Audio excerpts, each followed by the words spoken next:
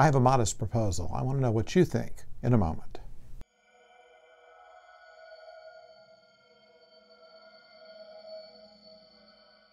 Hello out there, I'm the oldest nerd. As I was scanning the internet recently, I came across a report of Jonathan Frakes in a panel at the Lexington Comic and Toy Convention. He had quite a bit to say. I'll post the link below in the description.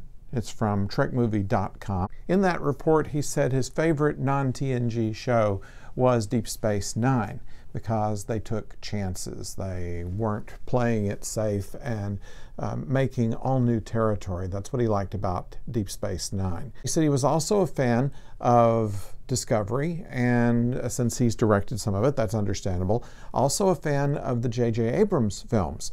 And he said that he thought that Voyager was the Next Generation light, and that Enterprise was just a way for Paramount to make money, an expression of greed, I think is how he said it.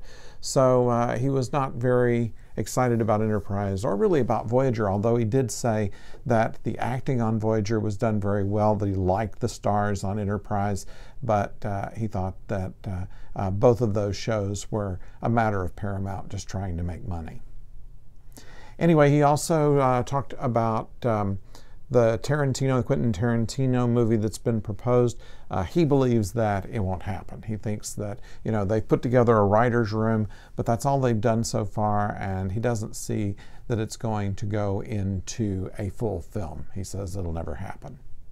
By the way, I know that CBS fired the showrunners of Discovery, and Alex Kurtzman, who was not the showrunner, but the head executive producer, is going to become the showrunner after this.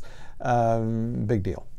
I think that it's about the same as if I heard my UPS delivery guy has changed. I might like the guy, but I'm still going to get my package from Amazon, so I don't really care who the showrunner of Discovery is. It's not going to change the writing, the direction, the overall thrust of the show. In fact, the first 5 episodes have already been written, so it's likely that there won't be much impact on Discovery, like it or not, by the change of showrunners. So I'm not going to say much about that. What got my attention in the Jonathan Frakes panel discussion, though, was this. Jonathan Frakes has been a director for both Star Trek Discovery and for the Orville.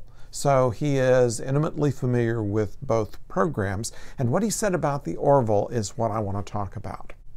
According to Frakes, and this is a quote, Seth MacFarlane clearly wanted the Orville to look like Next Gen, so he hired the cinematographer Marvin Rush and the camera operator and Brandon Braga, who wrote The First Contact, among other things that are fabulous. He went on to say that Seth filled the room with people so the show would look and feel like it, and I think he did it, which is to say it being the Next Generation. So everybody's thought that he's trying to do the Next Generation is pretty accurate, at least as far as Jonathan Frakes sees it, and I don't see that he's wrong in this. While he said elsewhere in this same talk that Discovery has found its voice and the JJ films have found their voice, for a lot of people, he says, the Orville is their new Star Trek because it does tell stories like the Next Generation and it's got wild humor in it. Which brings me to my eureka moment, the reason that I thought it was worth doing this video today, and that is that Seth has shown us how to do fan films. It's obvious that the Orville is a continuation of Next Generation. The ship design, the camera work, the characters are so close that we all see it for what it is. But they can't be sued because there's no federation. They call it the Union. They don't use the term warp drive, but quantum drive. They don't use dilithium, but rather dysonium. It's not the Klingons, it's the Krill. It's not Worf, it's Bortus. It's not Tasha, it's Alara. And there's no Wesley Crusher. I know, cheap joke. The Orville is a Trek fan film with a budget. And there's no way that for Paramount or CBS to stop them. So, here's my proposal. To the people who produced Axanar, Star Trek Continues, Star Trek New Voyages, and anyone who wants to make a fan film, get back to work. Change the sets a little. Change the names of the characters. Change the name of the Federation to the League of Planets, if you like, or something creative. And tell your stories.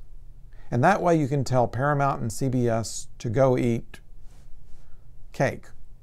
I believe when Marie Antoinette came up with that phrase, it was cleaned up for the history books. At any rate, Seth can do it. Also, the people who produce Black Mirror have decided to try to spin off the USS Callister as its own series, so they can do it too. Once again, making a film that is not Trek feel like Trek, feel more like Trek than perhaps Discovery does. They can do that. They can fill that void.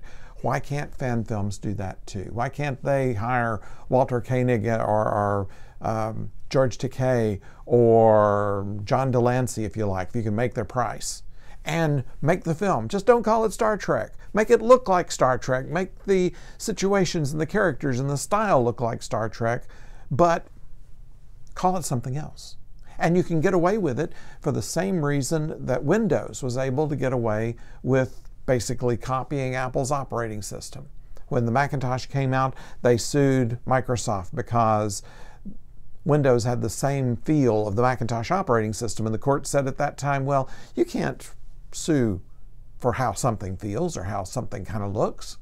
So Paramount can't either. They can't say that you can't make something that looks like Star Trek as long as you don't call it Star Trek, you don't use the Federation or phasers or warp drive, but call it something else, do the same thing, call it something else, rename the characters, rename the races, and you can do it for profit. You don't have to be held to their 15 minutes only once and not ever make any money off of it. You could put it out on the net and commercialize it, monetize it, and see if you can make some money off of it. Why not? We'd love to see it. We'll know what you're doing, and we'll watch it, and we'll support it. And I can't wait to see what you might come up with. What do you think? Why not leave a comment below in the comments, and let me know what you think might happen as a result of my modest proposal. Do you think somebody would take it on and somebody would do it? I hope they do. Also, remember to subscribe. The ON sign right here will put you in the subscribers list, and we could use some more subscribers, and you can smash the bell and know when the next video comes your way. I'd really appreciate it if you did. I really appreciate all the people who have joined us so far, who watch these videos so far. It means an awful lot. Thank you once again, and don't go far.